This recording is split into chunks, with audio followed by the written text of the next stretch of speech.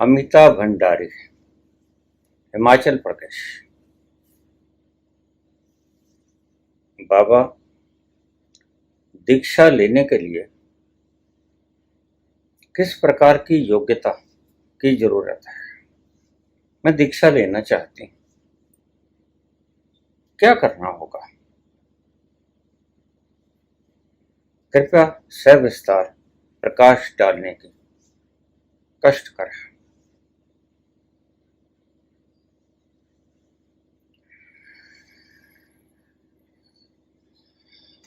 अव्वल सिरे का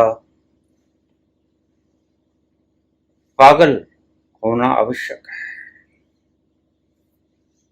अव्वल सिरे का मूर्ख, महामूर्ख, पहली योग्यता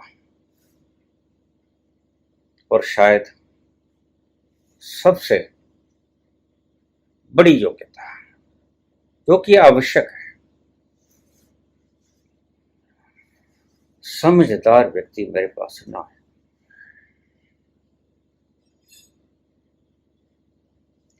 समझदारों का ये मार्ग ही नहीं, ये मार्ग तो पागलों का है। पागलों का मार्ग है। तुम भी अगर पागल होने की क्षमता रखते हो तो आ जाओ।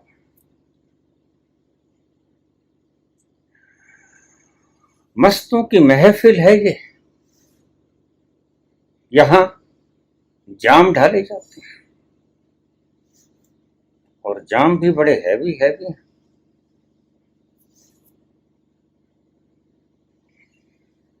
और यहां पर ऐसे पागलों की जमात चाहिए मुझे जो पिए तो 2 घूंट और बाकी से नहा ले। 2 घुट पिला दे साकिया,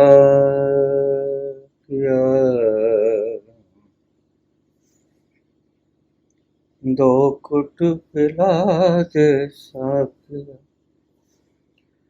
बाकी मेरे ते रोड़ दे। 2 घुट पिला दे साकिया। क्या गुणवत्ता चाहिए, क्या क्वालिफिकेशन चाहिए, क्या योग्यता चाहिए? अव्वल सिरे का मूर्ख होना चाहिए, पागल होना चाहिए। अगर पागल हो तो आ जाओ, स्वागतम। अगर समझदार है तो भूल के भी मत आना। इसलिए मेरे पास जमात बहुत थोड़े से लोगों की जो पागल होने को तैयार, और जो पागल हैं वो ही हिम्मत जुटा सकते हैं। और ये अकेला मैं नहीं कह रहा हूं। समझदारी की जरूरत नहीं है इस मार्ग पर। बाबा पहले ही चेता देते हैं तुम्हें, सहस सियाणपन लख होवे तो एक न चले नार। बाबा कहते हैं अगर सहस सियाणप है, 1000 सियाणप हैं, फिर तो मेरे पास मत आना। और अगर 1,00,000 सियाणप हैं तो गलती से भी मत आ जाना, क्योंकि सियाणप तुम्हारे साथ नहीं आ सकती। तुम आ सकते हो, सियाणप नहीं आ सकती। समझ का यहां क्या काम? यह ना समझो कि महफिल है,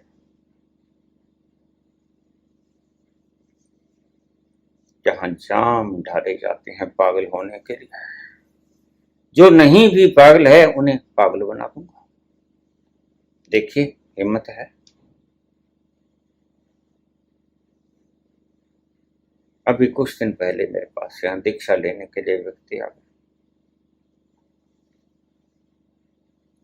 स्वभावतः मैं पूछता नहीं होता। और बाबा ने कहा जरा पूछिए तो। मैंने कहा जैसा मैं कहूंगा वैसा करोगे? हाँ हाँ, बिल्कुल करूंगा बाबा। मैंने कहा अगर मैं कहूँ कुएं में छलांग लगा तो लगा दो?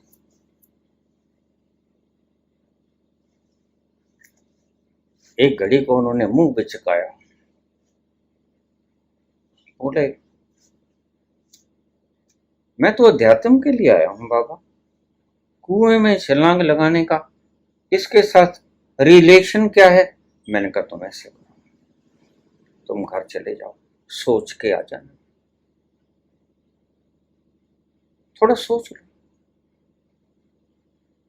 सोच समझकर किया हुआ व्यापार ज्यादा अच्छा होता है।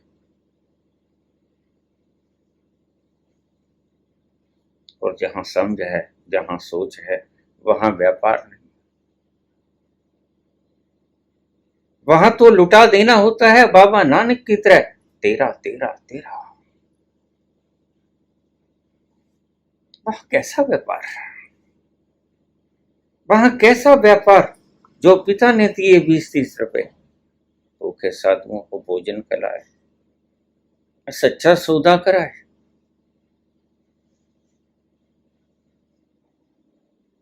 तो अगर सोचोगे यहां आकर, अनजाने से पूछ लिया, अक्सर पूछता नहीं होता, बाबा ने कहा जरा पूछ लो। मैंने पूछा कि जैसा मैं कहूंगा करोगे? कुएं में कहूं छलांग लगा दोगे? तो मैं थोड़ा सा पहले तो तेजी से झांका, ये मैं कहाँ आ गया, ये पागल आदमी दिखता है, मैं कुएं में छलांग लगा। किसी कुएं में छलांग ना लगा सकने के कारण विवेकानंद सारी उम्र रोता और पछताता रहा। विवेकानंद कहते हैं कि मुझे ऐसा लगा कि मैं भीतर कुएं में और धंसा जा रहा हूं, गहरी सुरंग है भीतर, और गहरी खिसके चला जाता हूं। और एक मुकाम ऐसा आ गया, मुझे लगा कि तेरा वजूद खत्म हो जाएगा, तू गया, और तेरे माँ बाप हैं, भाई बहन, तो मैं चिल्लाया, स्वामी जी मेरे माँ बाप हैं, भाई बहन है।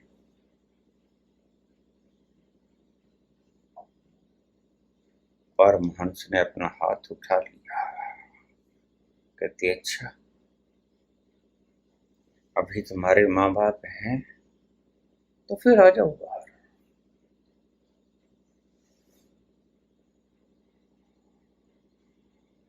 फिर तुम्हारा क्या काम?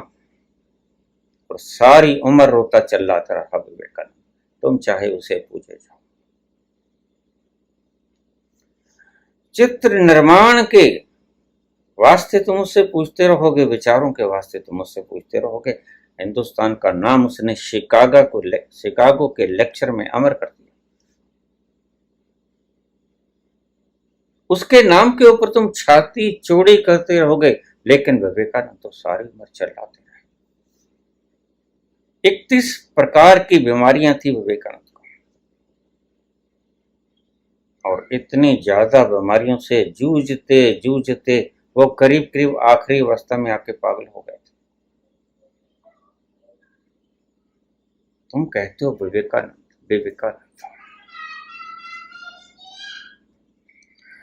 मरने का साहस नहीं दिखा सके, और ध्यान रखना, मरने का साहस दिखाना अनिवार्यता है, सब प्रथम क्वालिफिकेशन है। जे तो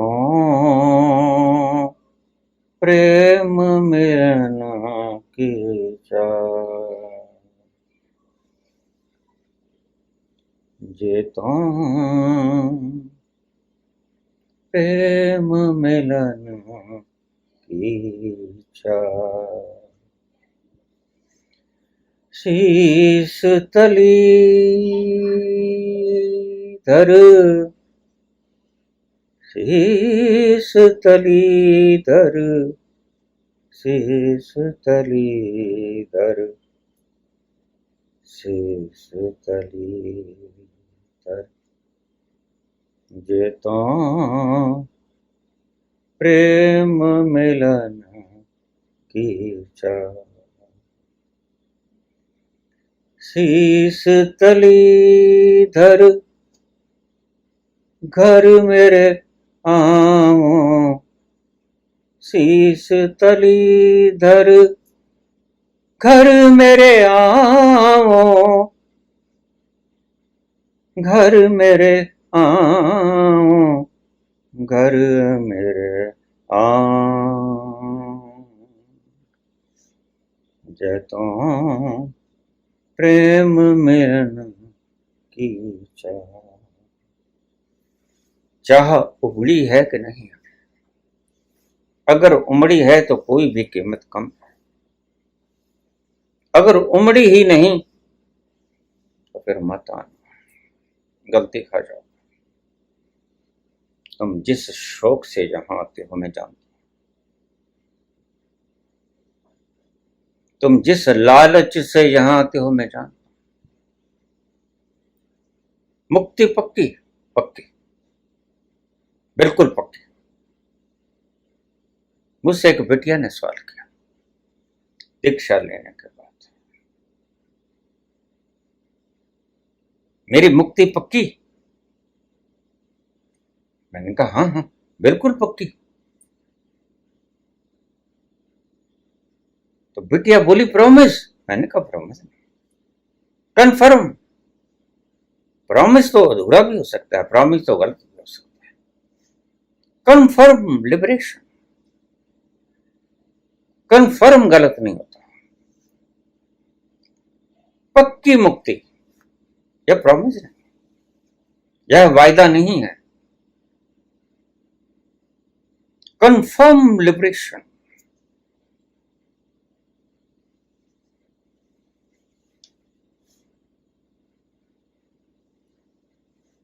लेकिन उसके लिए मुफ्त में ढूंढने की चेष्टा त्याग दो। तुम्हें कुछ दांव पे रखना होगा।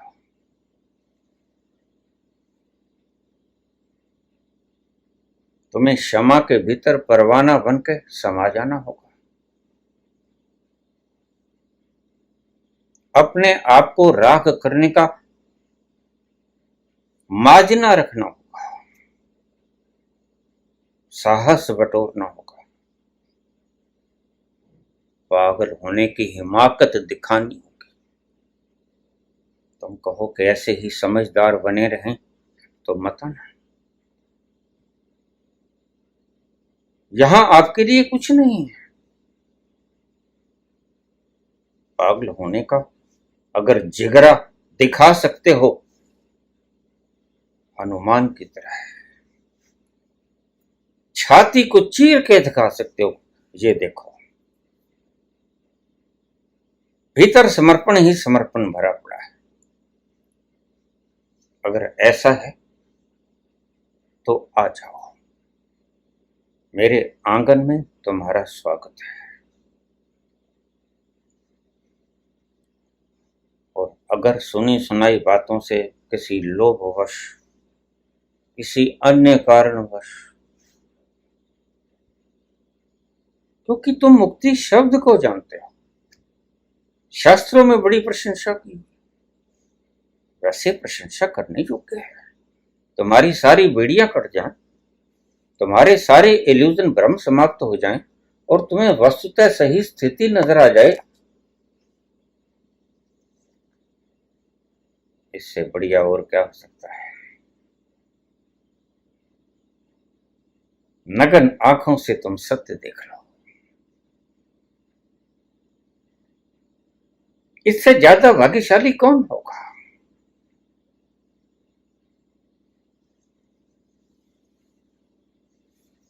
सबसे पहली क्वालिफिकेशन है पागलपन। जो जितना पागल होगा मेरे अंगना में उसके लिए फूल बिछे होंगे, और जो जितना समझदार होगा यहां कांटे ही कांटे पाओगे। फिर कांटों को देखकर वापस मुड़ना पड़ेगा, पहले ही वापस चले जाओ, आओ ही मत। किसने बुलाया? जहां वीडियो सुन के रोज कमेंट आ जाते। मैंने कहा भाई पीले चावल मैंने तो नहीं भेजे, ये किसने भेज दिया? क्यों आए, क्यों पढ़ा मुझे?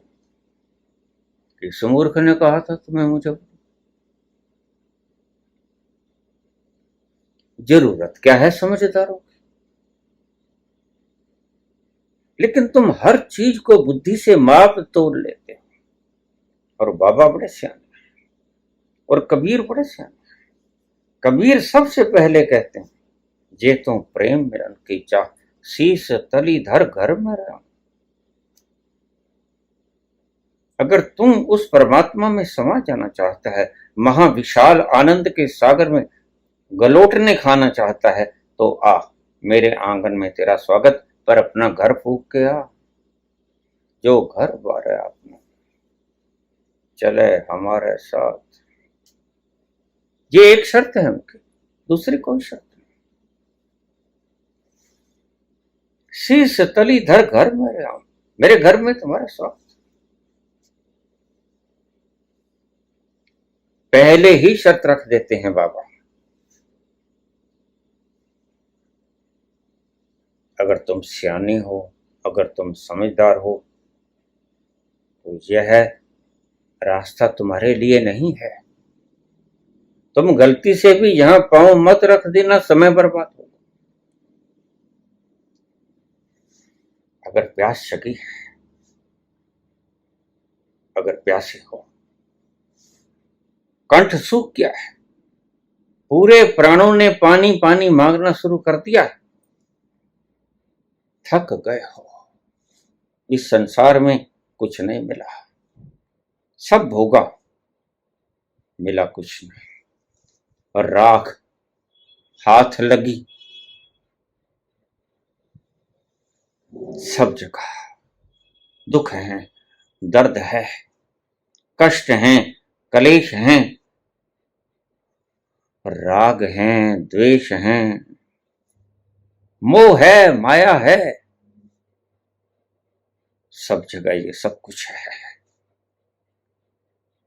लेकिन वो जो भीतरी आकांक्षा है प्रेम की, वो नहीं।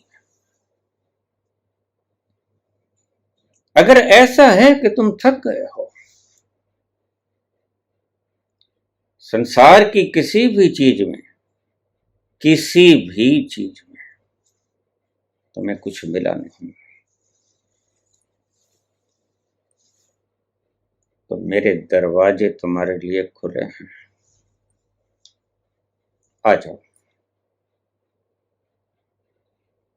और पूछा है क्या क्वालिफिकेशन होनी चाहिए? महामूर्ख, महापागल, समझदारी का यहां कोई काम नहीं। सहस सियाणपा लख होवे तो एक न चले नाल, कितना सुंदर बात है। तुम्हारी सियाणप तो साथ नहीं चलेगी, इसलिए अगर तुम सियाने हो तो तुम आओ मत, वहीं रुक जाओ। संसार अच्छा है, थोड़ा प्रलोभन तो देता है, थोड़ा वक्त तो गुजर जाता है। तेरे पास आके मेरा वक्त गुजर जाता है, दो घड़ी के लिए गम जाने किधर जाता है, दो घड़ी के लिए गम जाने किधर जाता है, तेरे पास आके मेरा वक्त गुजर जाता है। वक्त गुजारना है तो संसार से बढ़िया कोई चीज, बहुत बढ़िया वक्त कटता है। और ऐसे ही तुमने कितना वक्त काट लिया, जन्मों जन्मों से तुम इस संसार में ही भटक रहे। तुम्हारी तमन्ना भी है, मुक्त होने की तमन्ना है तुम्हें, पहले ये देखो। कहीं ऐसा ना हो कि गुरु कहे कूद जाओ और तुम कहो कि मेरे तो माँ बाप है, मेरे तो बाल बच्चे हैं, मेरे सिर तो कर्ज फर्ज बाकी, और वापस आ जाओ और सारा किया कराया खाक हो जाए, माटी हो जाए, वहां से मुड़ना पड़े बिल्कुल बिल्कुल last point of no return, बस कूदना बाकी था और तुम्हें वापस आना पड़े, तो इससे अच्छा तो प्रयास मत करना। फिर तुम यहीं बने रहना, थोड़ा संसार का तजर्बा और हो जाएगा, थोड़ा और परिपक्व हो जाओगे, थोड़ा वैराग्य और घना हो जाएगा।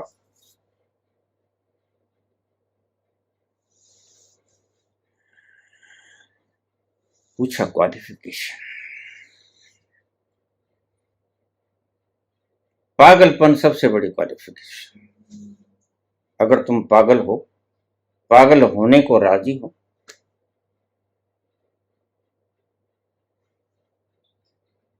और ढाल के पैमाना उस घूंट को गले से नीचे पटक देना चाहते हो, तो आ जाओ, आ जाओ, मेरी महफिल में तुम्हारा स्वागत है। और अगर डरते हो लोक लज्जा से, कोई क्या कहेगा, क्या कहेगी दुनिया, क्या कहेंगे लोग, तो गलती मत खा जाना। जहां हो बढ़िया हो, मुश्किल खड़ी होगी, कहीं बीच रास्ते आके मत कह जाए ना खुदा ही मिला ना वसाले सनम, मेहनत बेकार हो गई, ना इधर के रहे ना उधर के रहे, फिर तो कहीं जाने का रास्ता भी नहीं, पीछे मुड़ते भी शर्म आएगी, लोग मजाक करेंगे, तालियां पीटेंगे। ये देखो, ये जन्नत को देख के आ गया, अच्छी तरह से घर पे बैठ के आराम से देख लेना, अपने चित्त को निहार लेना, इसमें वैराग्य उपजा है, प्यास लगी है, या ये प्यास सिर्फ हमारे बोलने से शब्दों के कारण लगी, बस दोनों में फर्क है। भीतर से उस तरंग का उठना, भीतर से उस उत्कंठा का उठना, भीतर से प्यास का जगना, पूरे प्राण मांगने लग जाएं, पानी पानी पानी, और उस पानी के लिए तुम सब कुर्बान करने को राजी हो जाओ। कहानी है कि सिकंदर कहीं भटक गया था रेगिस्तान में, ऊपर से सूरज उबलता हुआ गर्मी के दिन और नीचे से रेत उबलता हुआ, और इतना पसीना कि शरीर में डिहाइड्रेशन हो, शरीर का रोआ रोआ पानी मांगने लगा। थोड़ी देर इंतजार किया, पानी किसी के पास भी नहीं था, सभी ने अपना पानी जो जितना था सब पी लिया था, सिकंदर ने भी पी लिया था। उसने पूछा अपने सिपाही सेलारों को कि लाओ पानी, पानी तो है ना, फिर अब क्या किया जाए, पानी के बिना तो प्राण निकले।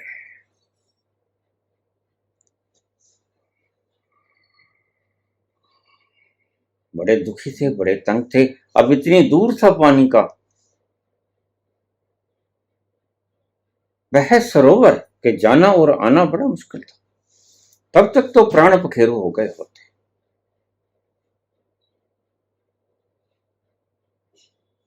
लेकिन थोड़ी दूर चलते हैं तो एक आदमी मिलता है,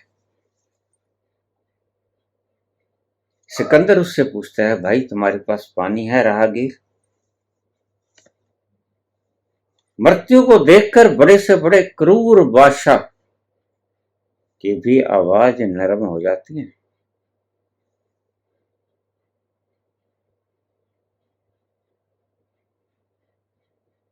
भाई पानी मिलेगा तेरे पास?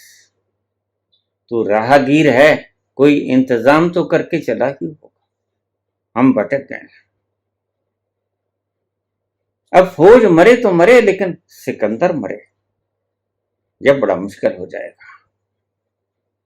फिर तो सब गया। अगर सिकंदर गया तो सब गया, और सिकंदर के प्राण इस वक्त पानी मांगते हैं। राहगीर बोला, तुम सिकंदर हो? उसने कहा, हाँ मैं सिकंदर हूं। मेरे प्राण बचाने के लिए इस वक्त पानी की आवश्यकता है। राहगीर ने पूछा कि तुम पानी की कीमत क्या दे सकते हो? सिकंदर बोला, राहगीर मैं तुम्हें अपना आधा राज्य दे सकता हूं, मेरी प्यास बुझा दो। राहगीर ने कहा, नहीं, आधा राज्य तो कम है, चलेगा नहीं काम। और राहगीर कहने लगा, पूरा राज्य। पानी से तुम्हारे प्राणों को तृप्त कर दूंगा, लेकिन राज्य पूरा लूंगा। और कहते हैं सिकंदर मान गया। प्राणों को बचाना आवश्यक है।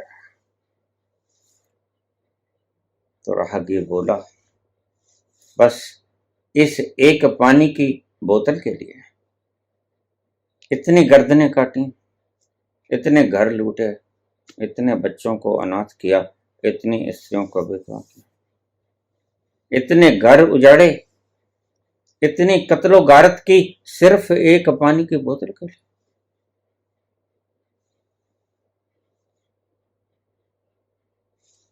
तो सिकंदर शर्मसार हो गया। बस ऐसे ही तुमने आज तक जो जोड़ा,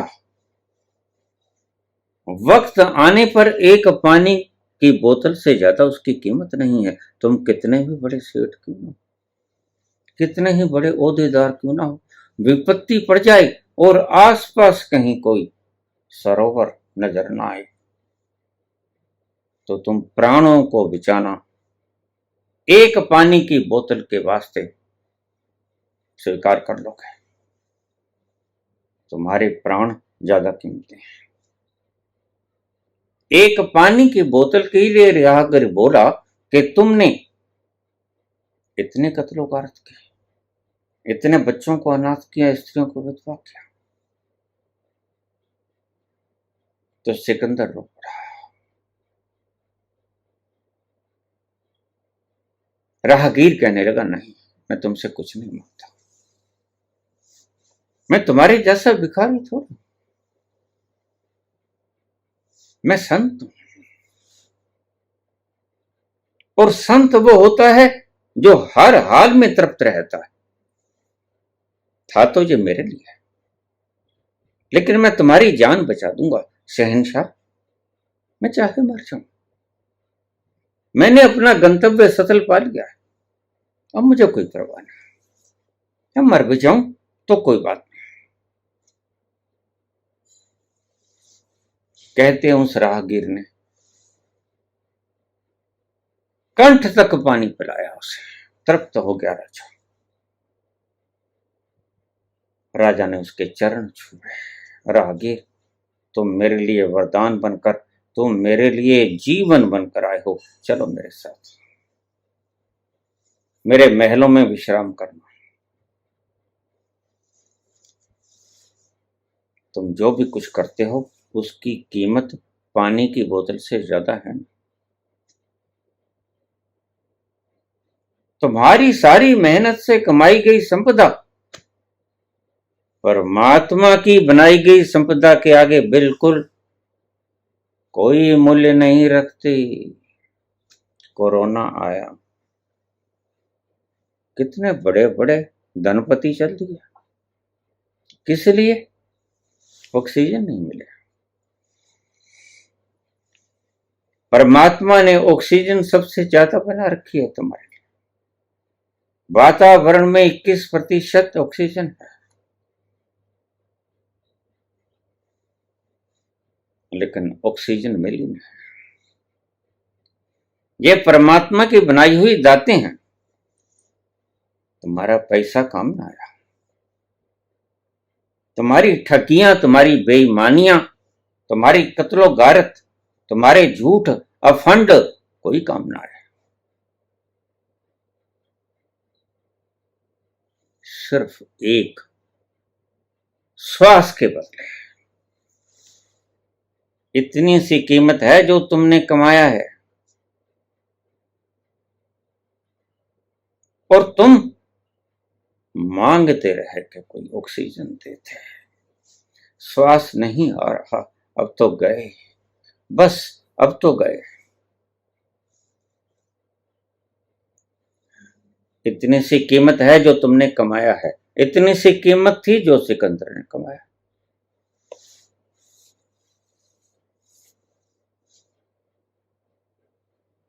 कहानी तो सच हो या झूठ, कहानी के भीतर का रहस्य ही है कि तुम जो कमाती हो सारी उम्र, दिन भर रात मेहनत करके, इतनी पीड़ाओं को सह के, इतनी समस्याओं के साथ जूझ के, इतनी तिकड़मबाजी करके, इतने राजनीतिक चालें चलकर, पाप कमाकर, अपने विरोधियों को जेलों में नाजायज बंद करके,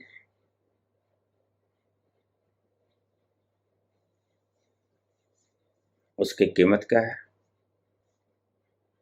उसकी कीमत है एक पानी की बोतल, और शायद पानी की बोतल भी ज्यादा है। वक्त आने पर तुम एक बूंद पानी के लिए भी सर्वस्व कुर्बान कर सकते हो।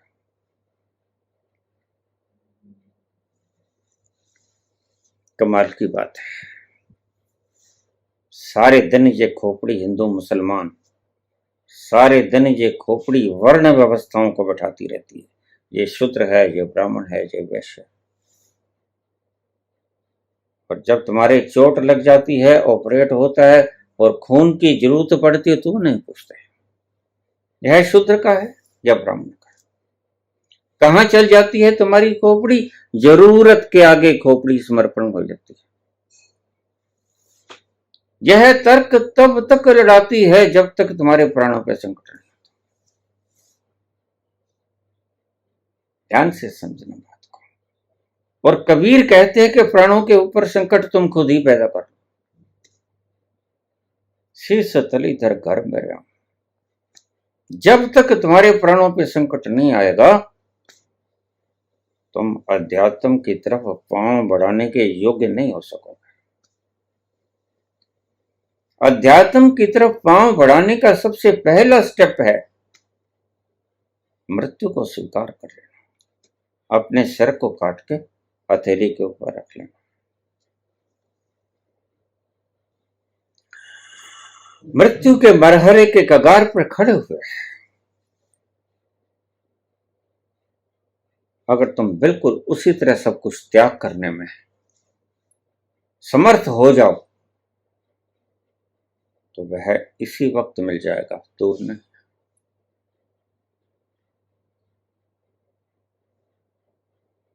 इसलिए गुरु कहते हैं मृत्यु ही सबसे बड़ा सूत्र है। मृत्यु को बना लेना गुरु। तुम्हारे बाहर के गुरु तो तुम्हें ठग लेंगे।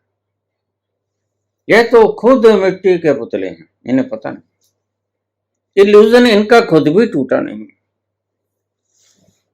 ये त्रिपुंडधारी, ये पीले काले दाढ़ी को रखने वाले लोग खुद मौत से डरते हैं। और गोरखनाथ कहते हैं कि मरे के बिना वो मिलेगा नहीं।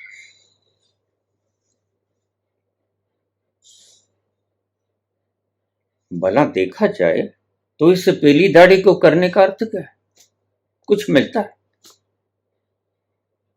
यह तो बिल्कुल मेकअप है। मैंने बहुत से लोग देखे सफेद दाढ़ी आ जाती है, काला रंग कर देते हैं। मैंने कहा ये काहे को? कहते बाबा अब शर्म आती है। शर्म आती है तो शर्म को भगा दो, बता दो क्या बात है। कहते थोड़ा जवान देखें।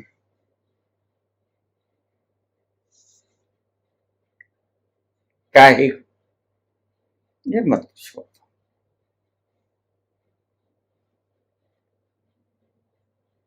बूढ़ी स्त्रियां अपने आप को मेकअप ब्यूटी पार्लर के पास जाकर पैसे ले लो जितना चाहे, बस 16 वर्ष की दिखनी चाहिए। क्यों? झूठ पखंड फैलाना तुम्हारा काम हो गया है, नकली चेहरा दिखाना। नकली चेहरे तुम हर वक्त बनाते रहते हो। नकली चेहरा दूसरों को ठगने के लिए बनाया जाता है, तुम्हें पता है? जो परमात्मा ने जैसा दिया है वैसा क्यों नहीं रखते तुम? दूसरे को ठगने के लिए। इसके पीछे ये वासना है, दूसरों को ठगना चाहते हैं, तो नकली चेहरे बना लो, दाढ़ी रंग लो, सफेद आ गई पता ना लगे क्या उम्र, झुर्रियां पड़ गई 20 तरह के फेस पाउडर लगा लो पता ना लगे कि 60 आ गई है, ये अभी तो 16 की।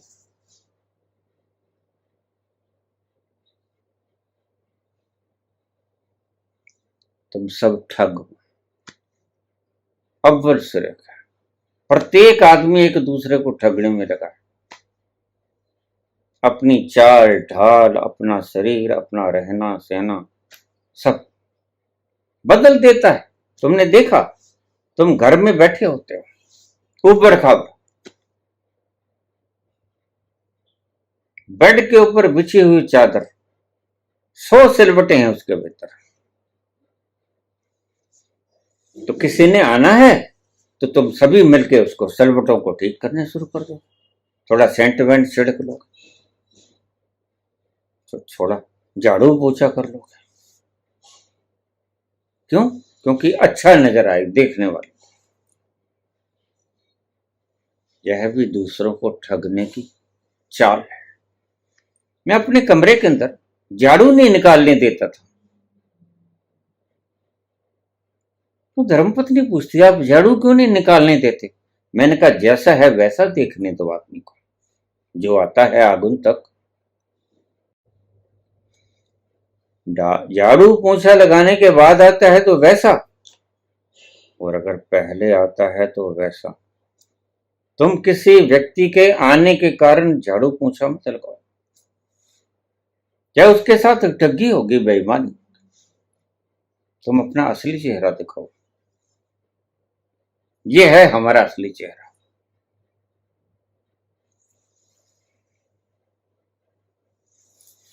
दूसरी काबिलियत होनी चाहिए, दिखावा बंद कर दो। अगर तुम उसके रास्ते पे जाना चाहते हो, पहली क्वालिफिकेशन काबिलियत है पागल, पागल होने का साहस करो। अगर पागल होने का साहस नहीं है तो इस रास्ते पे बिल्कुल मत चलना, इसकी इच्छा भी मत करना। और दूसरा, दिखावा। ये पलकों को थोड़ा सा कटवा लें। मैं रामलीला में राम का रोल किया करता था, तो मेकअप करने वाले यहां पलकों को छांटने लग जाते। मैं क्या कर रहे हो भैया, हमने तो जिंदगी में ये कुछ नहीं किया। कहता ये थोड़ा सुंदर लगता है, ऊपर से काले लगा देंगे। मैंने कहा नहीं नहीं ऐसा नहीं चलेगा, जैसा है वैसे ही चलने दो। कहता फिर ऊपर मुकुट वगैरह भी चलना है, मुर्दा सिंगी भी लगानी। मुझे उनकी बात माननी पड़ी, क्या करें। अब भाई फांसे ही गए हैं तो अब इतनी दाढ़ी कटानी पड़ती थी हर बार। और मेरा मित्र कहता देखो दाढ़ी के भीतर से बंदा निकला है, बात भी ठीक है उसकी, दाढ़ी के भीतर से बंदा निकला है, लो क्या है ऐसा।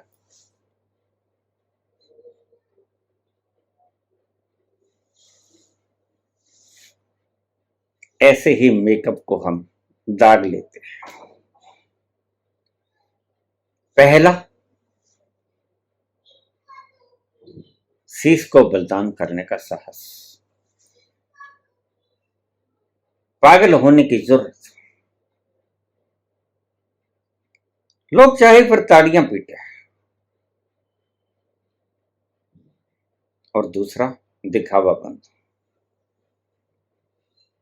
दिखावा नहीं होना चाहिए, जैसा है वैसा ठीक। ये किश्ती नुमा,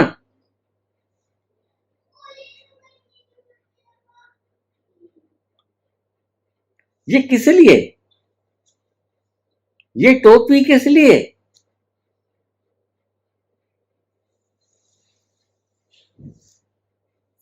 अलग सा नजर आओ। अरे भाई, जैसा भगवान ने बनाया है वैसे ही नजर आओ।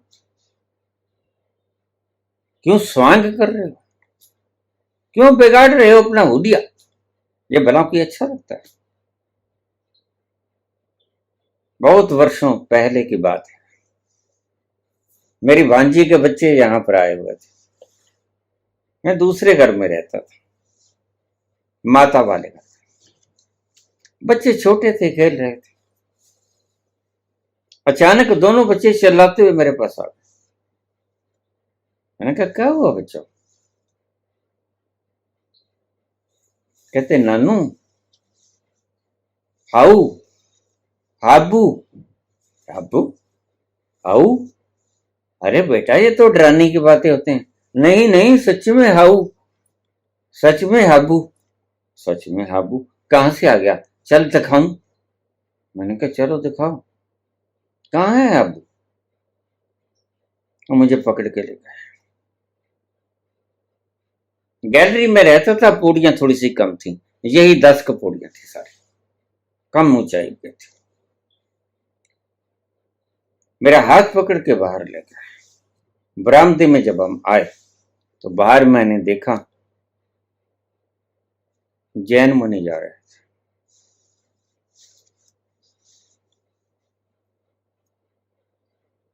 अब देखो, जैन मुनि को देखकर बच्चा स्वभाव से डर जाएगा।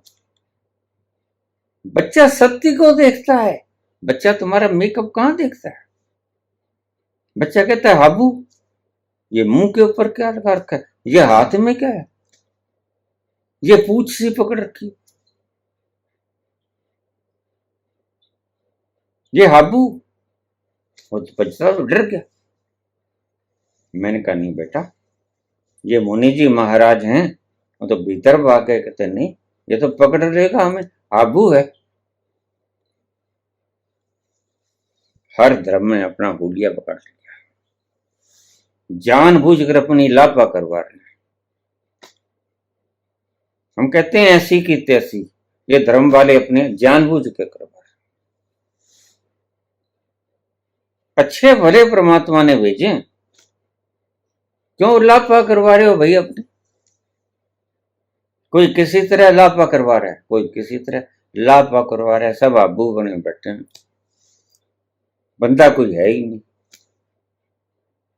तुम देखो ना जरा, किसी की भी झांकी निकलती हो, किसी की भी कहता हूं, कोई विशेष धर्म की नहीं, तुम देखना सब आबू बने बैठे होंगे। किसी ने पूंछ लगा रखी होगी, किसी ने सूंड लगा रखी।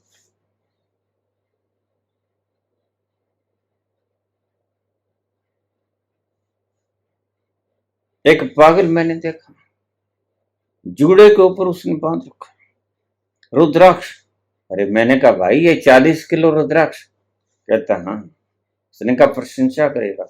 मैंने कहा, दिमाग खराब है तेरा, ये नाजायज बोझ को क्यों उठा रहा है? पागल हो गया है क्या? कुंभ के मेले में गया,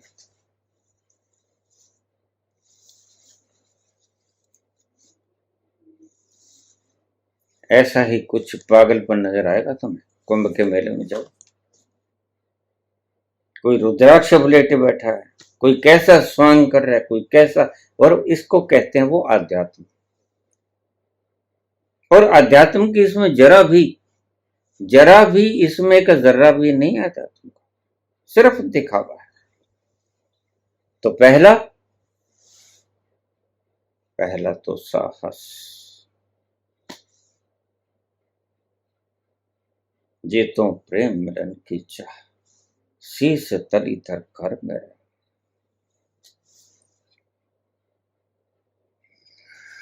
पागल होने का साहस, पहली क्वालिफिकेशन योग्यता। दूसरा दिखावापन, जो वक्त तुम अपने भीतर उतरने के लिए लगाओगे, 2-2 घंटे शीशे के सामने मेकअप पे खर्च मत करो। तो वक्त बड़े काम का है, और दिन में 24 घंटे ही होते हैं, 25 नहीं होते।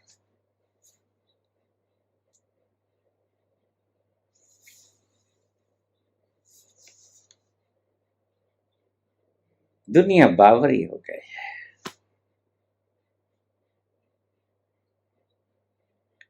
दुनिया ने सब धारणाएं और अर्थ ही बदल दिए है। दादू दुनिया बावरी कहे चाम को राम,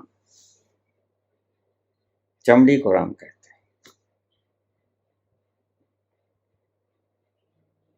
ये टोपी धर ली, ये पीली रंगली,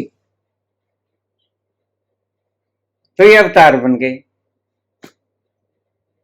ऐसे पंगे खाने हम बहुत करते रहे हैं रामलीला में, और हमें पता होता था हम कौन।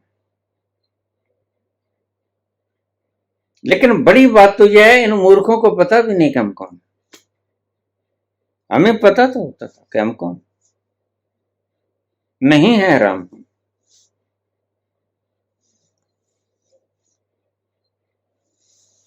दिखावा नहीं। साहस, पागलपन का साहस। और दूसरा दिखावा नहीं। वक्त बर्बाद होने से बच जाएगा, सार्थक जगह पे लगाओ। वक्त बड़ा कम है, पहले ही बहुत देर हो चुकी।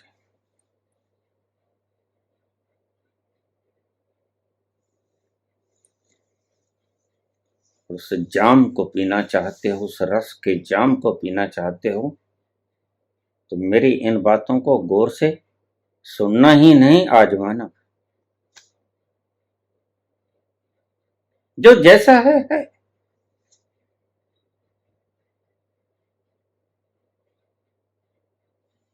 तुम उसको अलग सा रूप देने की चेष्टा मत करो, ये तुम्हारी बेईमानी।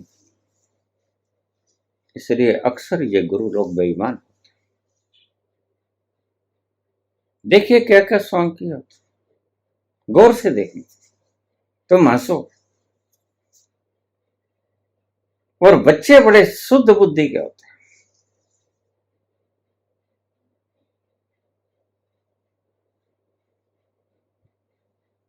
एक राजा किसी की पकड़ में आता ही नहीं था, बड़ा तीक्ष्ण बुद्धि।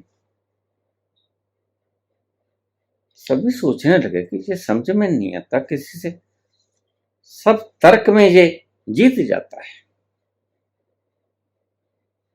वहां का एक व्यक्ति था, कहता मैं इसका कर दूं काम, उसने कहा कर दूं। वो गया, राजा जी वैसे तो आप बड़े सुंदर लगते हो, लेकिन अगर आपको एक पोशाक दे दूं मैं अक्सर देवताओं के यहां जाता रहता हूं स्वर्ग में, वहां पर देवताओं की पोशाक होती है। वो पोशाक तो फिर क्या फबेगी, आपको कमाल हो जाएगा। अगर आप हुक्म करें तो मैं वो पोशाक ला दूं आपके लिए। राजा को लालच आया, उसने कहा बाकी तो सब ठीक हो गया, अब थोड़ा सा देवताओं के वस्त्र पहन के भी देख ले। अब राजा तो बन ही गया, अब बाकी क्या रहेगा। देवताओं के वस्त्र, कोई ये ना कह दे कि देवताओं के वस्त्र नहीं पहने। हाँ भाई ला दे। वो कहते देखो जी उनकी कुछ शर्तें होती हैं, मानोगे। उसने कहा हाँ, देवताओं के वस्त्र पहनने के लिए जो भी शर्तें होंगी मानूंगा, तो फिर ठीक है।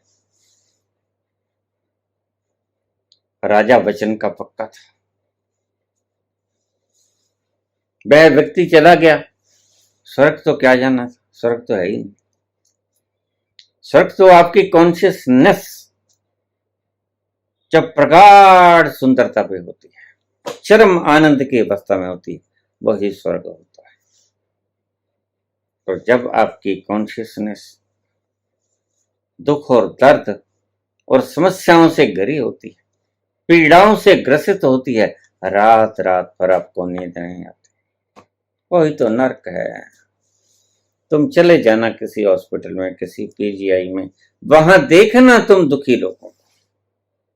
इससे बड़ा नर्क तुम कहीं नहीं पाओगे। भला इससे बड़ा भी कोई नर्क है, तुम कंप जाओगे। तुम्हारे कुंभ विभाग नर्क वहां जाकर शर्म खा लेते हैं।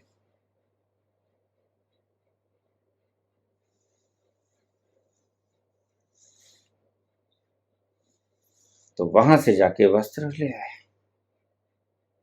कहता राजा जी वस्त्र तो मैं ले आया, अब पहन लो।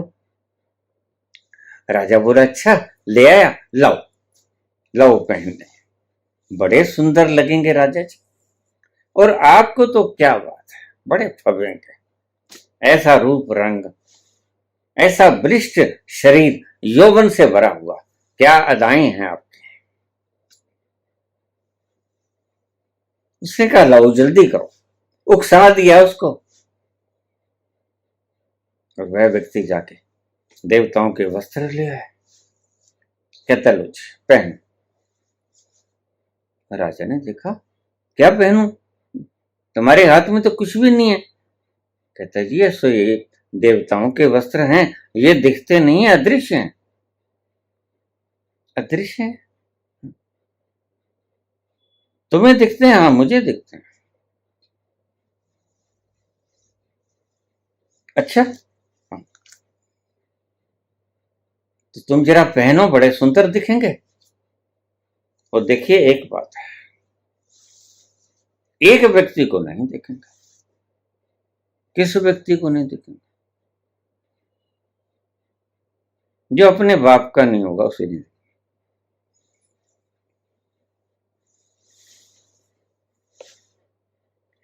तो बड़ा क्लेश हुआ। राजा ने कहा हाँ हाँ दिखते हैं, मुझे दिखते हैं। अब हराम का कौन बने, नॉन बायोलॉजिकल कौन बने। यह भी बड़े साहस की बात है, जिगरा चाहिए। नॉन बायोलॉजिकल होने के लिए जिगरा चाहिए। वो कहता है हाँ हाँ देखते हैं, बड़े सुंदर है। तो ठीक, इनको उतारो पोशाकों को। उतारूं? हाँ, ऊपर से नहीं डाले ना।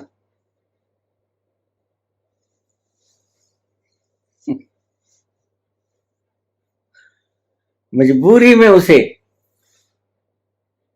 अपने वस्त्र उतारने पड़े। राजा नंगा हो गया। राजा कहता है लाओ जल्दी से पहना दो मुझे। उसने कहा आप चिंता ही मत करो।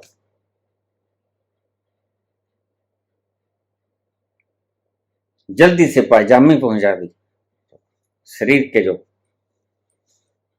लंबी कुर्ती थी वो पहुंचा दी। हीरे जवाहरात वगैरह सब बताता गया, ये माला है, वैजयंती माला है, ये फला है, ये फला है।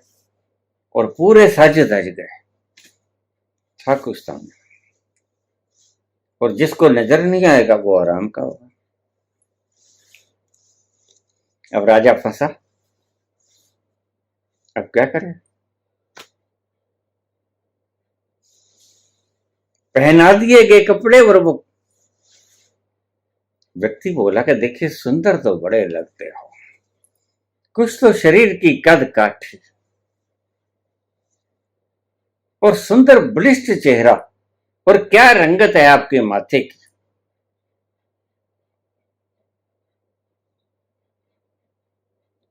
बड़े सुंदर लगते हो।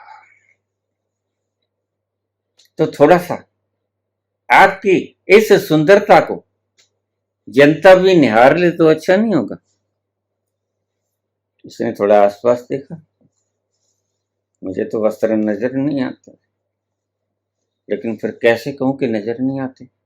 ढिंडोरा पीट दिया गया कि राजा जी आ रहे हैं, देवताओं के वस्त्र, स्वर्ग के वस्त्र पहन के आ रहे हैं, जिसको नहीं देखेगा वो हराम का होगा। नॉन बायोलॉजिकल, जिसको नहीं देखेगा।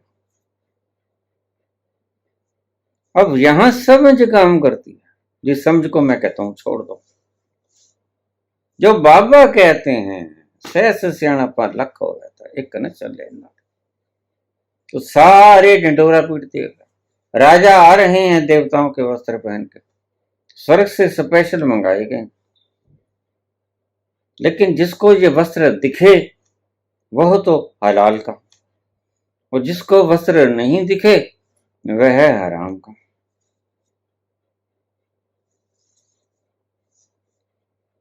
तो राजा की सवारी निकली, और राजा ने तो बड़े मुकुट वगैरह धारण कर लिए थे,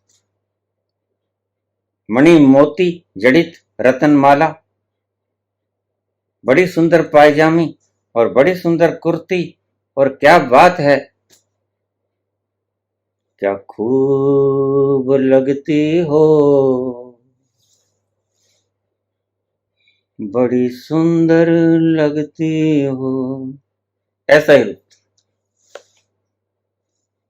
और चले राजा जी अपनी सवारी लेके, और डोंडी उठा दी गई, और सबको दिखता है कि नंगा है,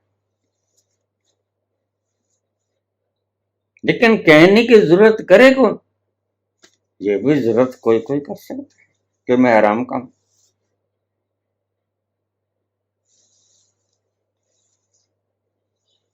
और सबको पता है, और लाइन लगी हुई है। एक छोटा बच्चा भी बीच में खड़ा था। बच्चों को क्या पता होता है, बच्चों को तो जैन मुनि आबू भी देखते हैं।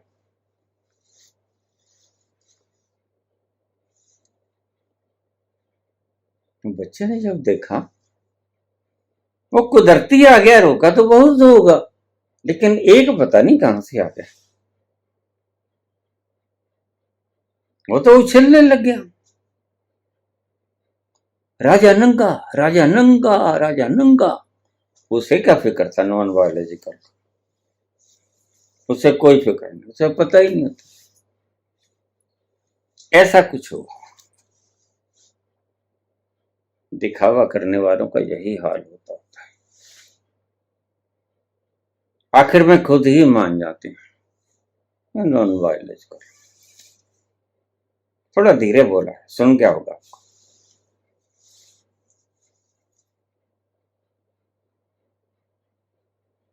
राजा नंगा, राजा नंगा। साहस होना चाहिए सबसे पहले, पागल होने का साहस।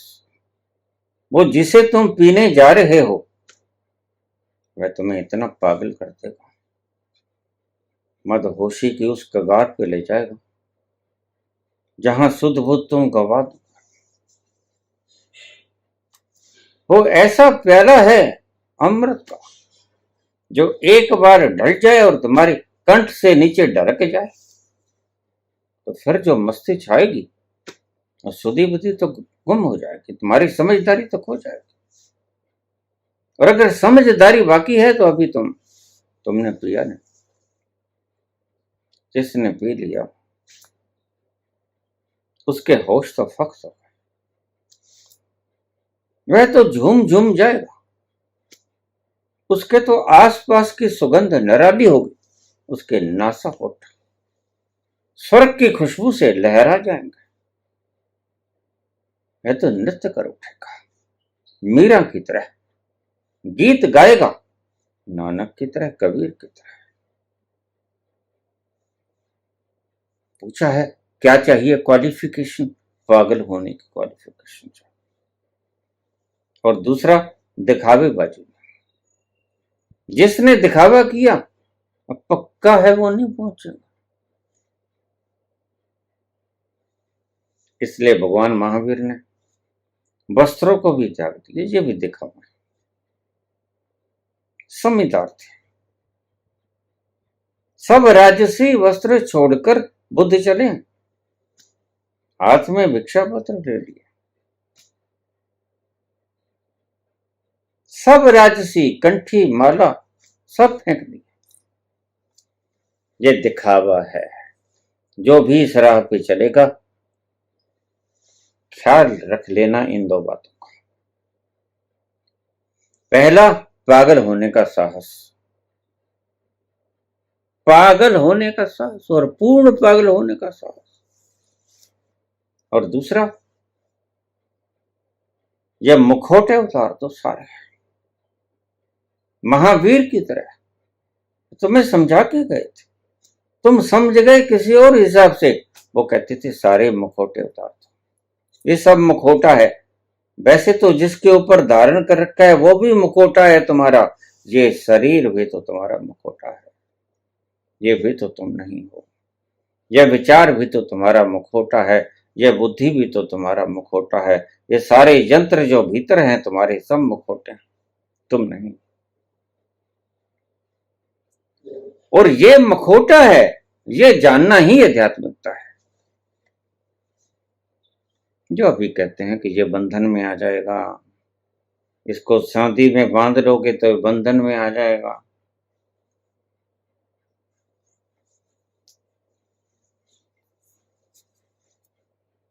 मैं उनके लिए आपको क्या कहूं।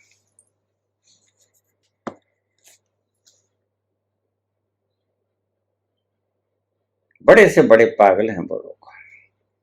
आध्यात्मिकता का आवासा उन्होंने पढ़ा नहीं, अन्यथा कौन फिक्र करता है। इन बंधनों की कौन फिक्र करता है।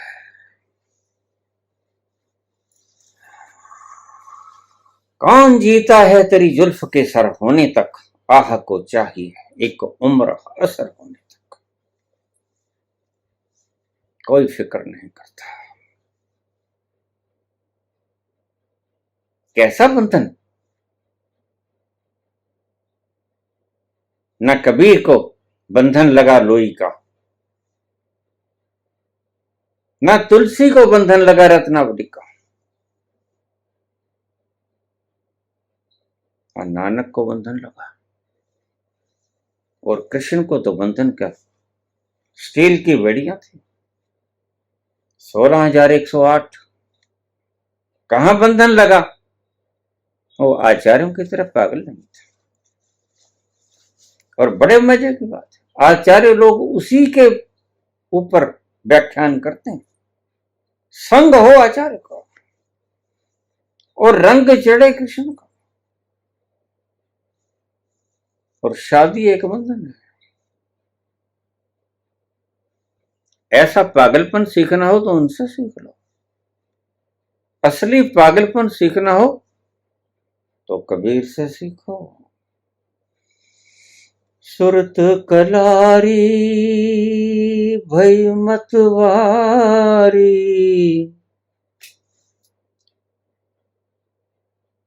मधवा पी गए बिन बोले। सुरत कलारी भई मतवारी, मधवा पी गई बिन बोले। मधवा पी गई बिन तोले। वहां जाम नहीं डाले जाते, वहां तो गट करी जाती। वहां तो जाम के समुद्र में ही छलांग लगानी होती है। अब देख लो, मेजरमेंट गनकर पैग डाले हैं, या उसे शराब के मैखाने, शराब के समुद्र के भीतर ही छलांग लगानी।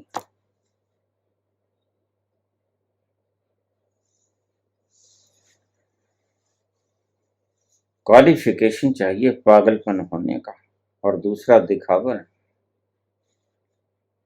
दिखावा करोगे तो चूक जाओगे। जैसे हो जहां हो बस ठीक। क्यों व्यर्थ समय खराब करते हैं, क्यों शीशाओं के आगे खड़े होके।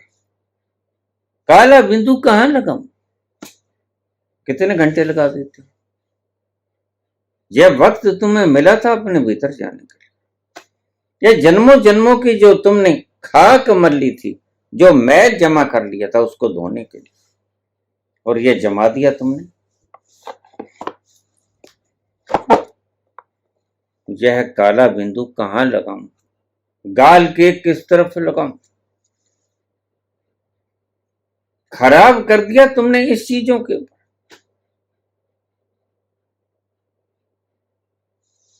मेरे पास कंप्यूटर पार्लर आ गई, लगी बाबा हमारा धंधा क्यों चौपट करते हो? मैंने कहा तुम घबराओ, मुझे लोग सुनते बुनते ऐसे ही, तुम मत चिंता करो, और जो सुनते भी हैं वो गुनते नहीं हैं। तुम फिक्र मत करो, तुम्हारा धंधा दिन दूनी रात चौगनी चले। मैं चाहे कुछ भी बोलता जाऊं, संतों की बात कहां सुनते हैं ये लोग। जो तुम्हारे पास आते ही रहेंगे। अब भी देखना, करवा चौथ आएगा, तुम देख, दिखावा पंथ और क्वालिफिकेशन पागल होने का सब। ये दो चीजें अगर तुम्हारे भीतर हैं तो ज्यादा मंजिल दूर नहीं। यह मस्ती का समुद्र पास ही है, बस दो पलांगे भरो और कूद जाओ उस समुद्र के भीतर, जहां जाकर तुम्हारी सुधी बुद्धि हार ली जाती है, तुम आपा खो देते हो, शुद्ध बिसर जाती है। वो काला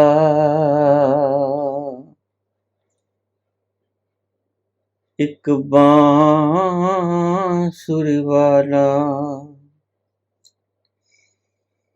सुध बिसरा गयो मोरी रे,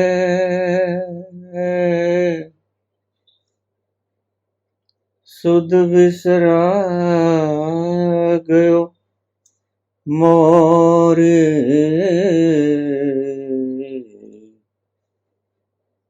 माखन चोर वो नंद किशोर जो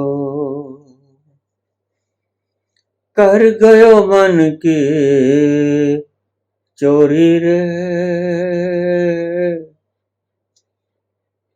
सुध बिसरा गयो मोरे, वो काला